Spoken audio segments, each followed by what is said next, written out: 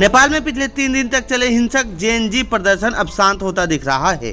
KP ओली के PM पद छोड़ने के बाद से अब वहां की कमान सेना के हाथ में है। प्रदर्शन शांत होने के बाद से वहां पर अब नई सरकार बनाने की कवायद भी शुरू हो गई है। जेएनजी प्रदर्शनकारियों ने सुप्रीम कोर्ट की पूर्व चीफ जस्टिस सुशीला कार्की को अंतरिम प्रधानमंत्री बनाने का प्रस्ताव दिया है और चर्चा है कि कार्की इसके लिए सहमत भी हो गई हैं। नेपाल में जेएनजी प्रदर्शनकारियों का विरोध प्रदर्शन हिंसक हो गया था, जिसमें अब तक 30 लोगों की मौत हो चुकी है और 1000 से ज़्यादा घायल हैं। उग्र प्रदर्शनकारियों ने संसद भवन, राष्ट्रपति कार्यालय, प्रधानमंत्री आवास और वरिष्ठ नेताओं के घरों में आग लगा दी। हिंसक आंदोलन के बाद केपी शर्मा ओली को प्रधानमंत्री पद से इस्तीफा देना पड़ा है। कौन है सुशीला कार्की? सुशीला कार्की का जन्म 7 जून 1952 को नेपाल के विराटनगर में हुआ था। सुशीला कार्की ने 1975 में बनारस हिंदू विश्वविद्यालय वाराणसी से राजनीति विज्ञान में स्नातकोत्तर उपाधि प्राप्त की और 1978 में त्रिभुवन विश्वविद्यालय नेपाल से कानून की डिग्री प्राप्त की है। कार्की ने 1979 में विराटनगर में कानूनी प्रैक्टिस शुरू की और 1985 में महेंद्र मल्टीपल कैंपस धरान में सहायक शिक्षिका के रूप में काम किया। वह 2007 में सीनियर एडवोकेट बनी। उन्हें 22 जनवरी 2009 को सुप्रीम कोर्ट में एड हॉक जस्टिस नियुक्त किया गया और 18 नवंबर 2010 को जस्टिस बनी।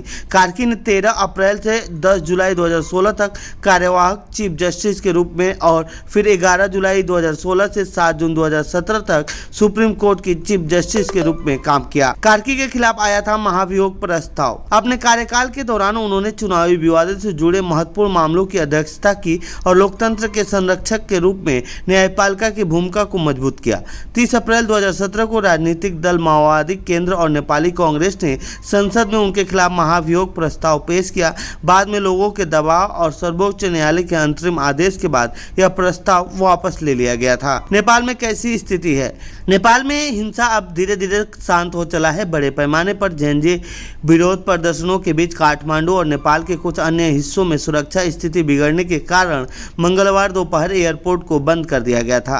नागरिक उड्डयन मंत्री के राम मोहन नायडू ने सोशल मीडिया प्लेटफॉर्म एक्स पर पोस्ट किया, नेपाल में हवाई अड्डे बंद होने के कारण घर जाने वाले कई यात्री काठमांडू से वापस नहीं लौट पाए। काठमांडू में हवाई अड्डे का संचालन शुरू होने के साथ ही नागरिक उड्डयन मंत्रालय ने एयर इंडिया और इंडिगो के साथ मिलकर आज शाम और अगले कुछ दिनों में अतिरिक्त उड़ानों की व्यवस्था की है।